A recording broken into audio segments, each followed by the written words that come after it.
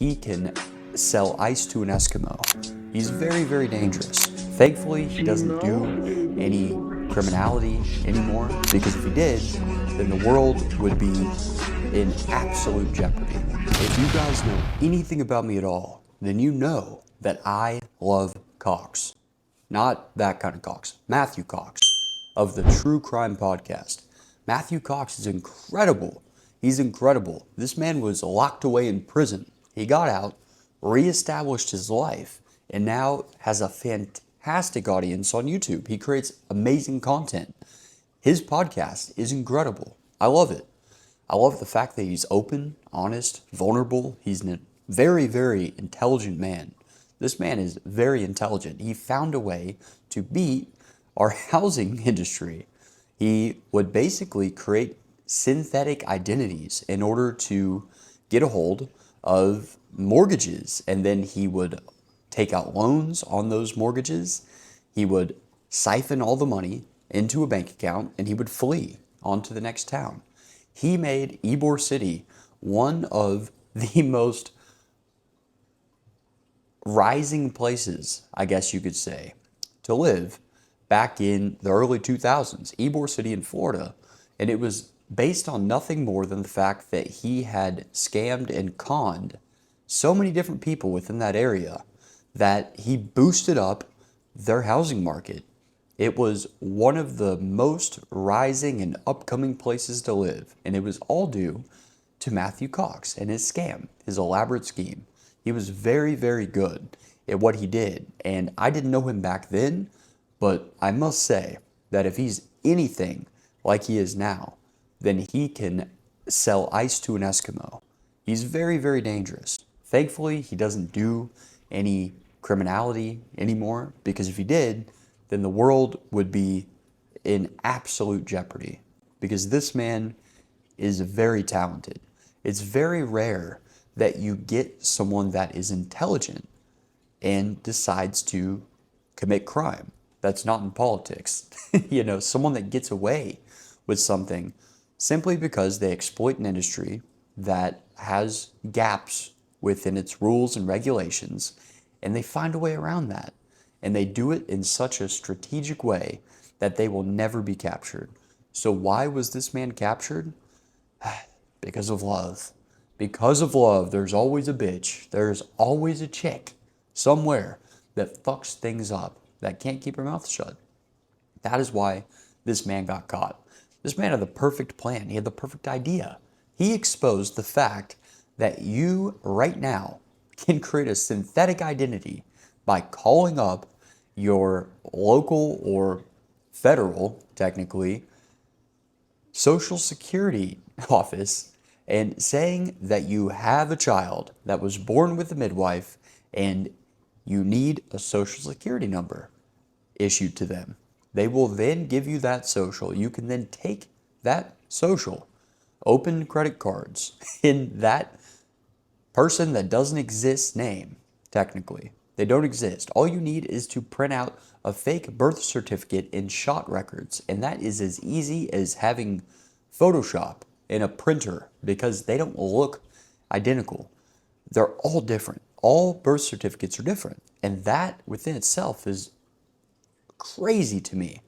He then would go to the local DMV and he would get a license to where he wasn't pretending to be someone. He was that person at that point. In the eyes of the law, he was that person. He would then take that synthetic identity that he created, that alias, and he would go to different towns and he would basically ask people to rent their property. He would then satisfy the mortgage and put the property in his name, take out a bunch of loans against that house, cash in, and before they even knew what hit them, move on to the next city. Initially, he actually targeted homeless people. He acted like he was from the Salvation Army, and he had a questionnaire. I'll give you $20 if you answer a couple questions. Where did you go to school? Did you graduate school? Do you have any DUIs? Do you have any past arrests? What is this? What is that? And he would gain all of this information in order to steal their identity. They would give it to him. They don't care. they thought to themselves, who wants my identity? Well, he did quite a doozy with your identity. Quite a doozy. I love this man. It just goes to show that people can change, and I don't even think it was really his fault. Was he responsible? Did he know what he was doing?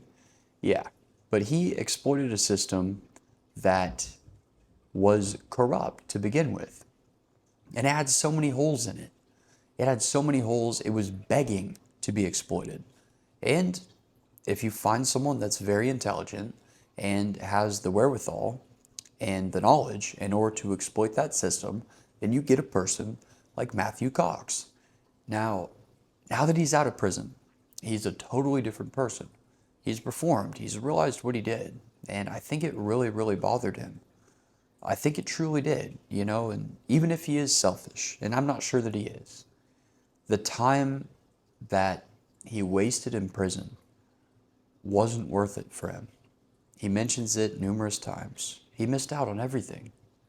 He missed out.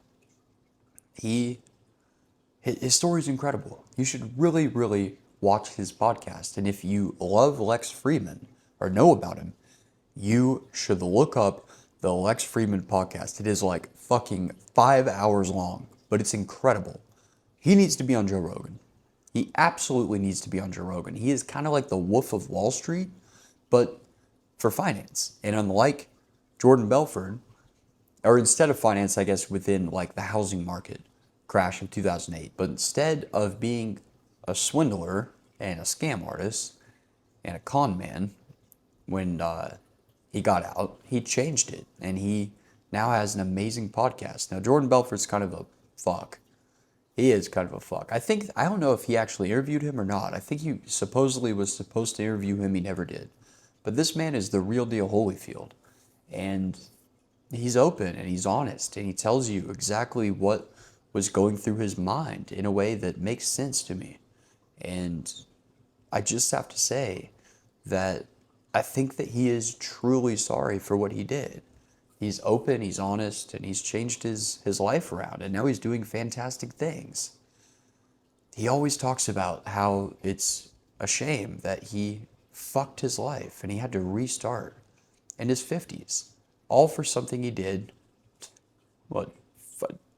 20 years, 14 years earlier? He gets out and he has nothing.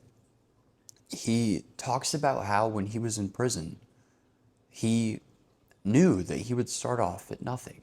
He had nothing. And he said, well, I'll go work at McDonald's then. This will be my life. I guess I messed up, and this is the life that I have to live now. For the record, this man is responsible for many, many different movies that you're going to see. And he wrote, he wrote books and articles upon people's lives that he interviewed while he was in prison. One of those people ended up becoming one of those people that he ended up writing about in prison. His biography or autobiography ended up being turned into a movie that's very, very popular. Now, what movie is that? For the life of me, I can't remember. I can't fucking remember. Now, am I a terrible YouTuber? Yeah, damn right I am. Yeah, damn right I am. What was that called? It's called War Dogs. War Dogs. He was with that Jewish guy in prison, and he said he was an absolute piece of shit. But the guy that ended up scamming people in War Dogs, he was played by Jonah Hill. He wrote War Dogs, and he got fucked out of it. He got absolutely fucked. He didn't make any money from it. Anyways, he did that for multiple people. His story is incredible. It's an incredible story.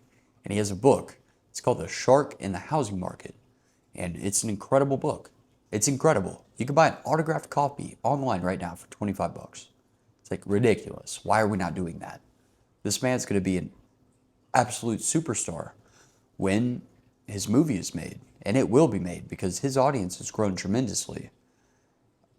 His podcasting skills are exceptional. And I really like the way that he humanizes himself because he's just honest. This man's lost everything. What really got to me the most is when he ended up, and while he was in prison, he ended up backstabbing some guy. Not literally. I know I have to be careful with my words when we're talking about prison. But there was a guy that ended up having a lot more money hidden through a Ponzi scheme than he initially told the detectives when he was arrested. And he asked Matthew Cox, he said, "Can you keep a secret?" And Matthew said, "Probably not." And he said, "Well, I have a little bit more money still hidden, and my wife and my brother-in-law know about it, and I think they're going to find it." And he said, "No way, tell me more." He went directly to the correctional officers and the people within the prison and basically got him retried because they ended up giving back the money, and it fucked this guy. Anyways, a terrible guy, he's a scumbag. He ended up getting time off for doing that, and he got multiple chances within his life while he was in prison to get more and more time off. In this instance, he got time off because he snitched. Another time, there was a crazy lawyer named Frank Amadeo that was in prison that wanted to take over the world. I don't know if he just had a mental disorder, but he was a genius. He was a genius lawyer. He was an attorney, a real attorney, and he just wanted to take over the world. Like he had some sort of mental health issue or something, but he was a fantastic attorney, and he was fighting people's cases for them while they were locked away in prison, and he was winning. He was getting people tons of time off, and Frank Amadeo basically told him how to knock 7, 8 years off his sentence. He would still be in jail, and then Frank Amadeo got himself out twice. Like, it's such a fascinating story. I know I'm not doing it justice, but it's an incredible story. You know, he says he doesn't regret any of the things he did in prison, like snitch. You call me a snitch. Like, he got to see his mom before she passed away, right before. He was able to spend every day with his mother when he got out of prison because his mother loved him so much that she visited him every single week, rain, sleet, or snow, while he was in prison. And it meant so much to him. You know, this man probably just wanted to be loved. He wanted to be accepted, and he wanted to feel like he was worth something. And he thought that the way he could get to that level and the way he could become something in life was to fraudulently manipulate the housing market industry. And what he did was wrong, you know? It was wrong. But I can't say that the majority of us wouldn't have done the same thing if we were in his shoes. He grew up very hard. You know, he grew up very hard. And that will do a detriment upon someone mentally. When they want to be accepted, they want to be noticed, they want to have status, they want to show that they are worthy of love and admiration, they will do just about anything. And if you're intelligent, like he is, then you will stop at nothing, and you will use that intelligence in order to get what you want, even if it is through doing something that is illegal. He goes back and he talks about the fact that he had a son. He still has a son. And the last time he saw his son was at his father's funeral, I believe. Maybe it was his mother's funeral. And the son's very upset at him. You know, he talks about just being a human and wanting to make things right with his son. But his son won't forgive him for what he did. He left him and his mother and went on the run, and you can't forgive someone that did that in his son's eyes. It's unforgivable. And, you know, he just tears up, and he's like, I'm a terrible person. He thinks he's a horrible person. And he understands why his son would never speak to him. I think his son should give him a chance. Anytime in life you have a father that wants to make things right with their son, you should give them a chance. Everyone makes mistakes, guys. No one is perfect. And that really brought a tear to my eye to hear him speak about that. I mean, this man lost everything. He lost everything. And he was stuck in prison. He's not a big guy. I think he's like 5'4". He's a very tiny man. And he's in prison. And he's like, fuck. Like, he is screwed. He's absolutely screwed. He's never been to prison. Like, he's not used to that lifestyle. He's a white collar criminal. And they threw the book at him. They absolutely threw the book at him in a way that wasn't fair. Probably not. But he did do a bunch of terrible, reprehensible things. And so threw the book at him. And he really fucked around with people as they were attempting to find him, calling them, saying, "You will never find me." It's kind of like Catch Me If You Can, almost. Like the Frank Abagnale story, except for his story is fake, and Matthew Cox's story actually happened. He was actually on Dateline NBC, and he was on America's Most Wanted, if I'm not mistaken. Not the actual show, but he was one of America's most wanted fugitives at one point in time. And he was all over the news, all over the paper. It was before social media. Imagine getting out of prison and you suddenly are in a world where things are different now. You're like, holy shit, things have changed. Like, he didn't have the iPhone when he went into prison. And he came out, and he started working at a gym, and, he always wanted to do true crime. And someone said, "You should do a podcast." And he said, "What the hell is a podcast?" He didn't know what a podcast was. He was locked away before the podcast was even a thing. But he loved speaking, he loved writing, he loved telling people's story, he loved interviewing people. And when he got out of prison, he didn't have a pot to piss in. And those prisoners became his family. I know it sounds crazy, but they became his family. And they put money on his books in order to get clothes and everything he needed. He didn't have a laptop. They provided him with not one, but 2 laptops so he could chase his dreams and start his podcast and start writing and start creating movie scripts and start documenting people's lives, the people that are forgotten about and locked away. I really respect this man. And one day I will have him on this show. I don't know in what aspect I will have him on this show. I don't want to do a webcam interview. I don't want to do that. I may just pay him if I have to. I'll text him or call him. I will pay him money and I will drive or fly down to Florida with a crew, and I will film me going back and forth with this man because his story needs to get out. He is a treasure. And I know that people think he's a piece of shit and can never be forgiven, but this man has paid for what he has done. And he's turned over a new leaf, and he's being productive, and he's actually winning for the first time in his life whilst doing the right thing. And I respect that so much. And so I guess I just wanted to bring limelight to his podcast and to his story because I don't do it justice. You need to watch the interviews conducted by people like Vlad and even Patrick Bet-David, and most importantly, Lex Friedman did an incredible podcast. He's on Danny Jones. He was one of the initial people on Danny Jones. He goes on every single Christmas. He goes on the Danny Jones podcast. It's pretty funny. He's a very funny guy. He's a great guy. He's fantastic. Now, back in the day, would he rob you blind?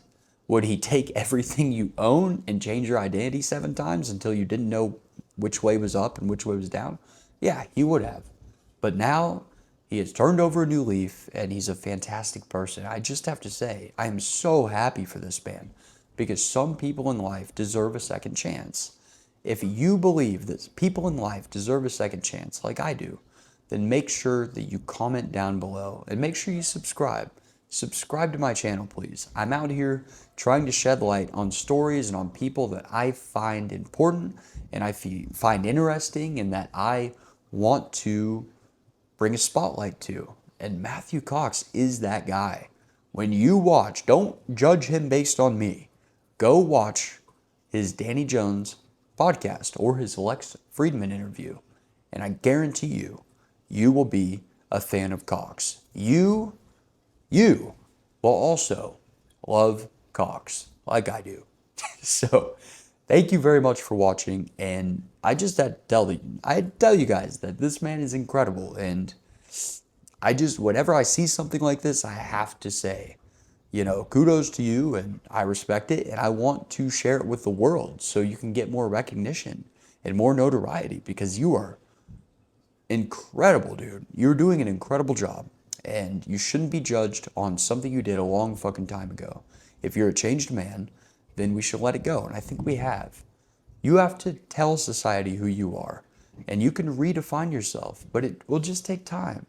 It will just take time. And eventually, he will get his 15 seconds of fame. And it won't be because he's on the run as one of America's most wanted criminals or fugitives. So, Matthew Cox, I will see you in the future. And for those of you that are watching this, make sure you go subscribe to his channel, True Crime. It's amazing. And make sure you subscribe to me. But fuck me. Go watch his shit because it's fucking incredible. Thanks.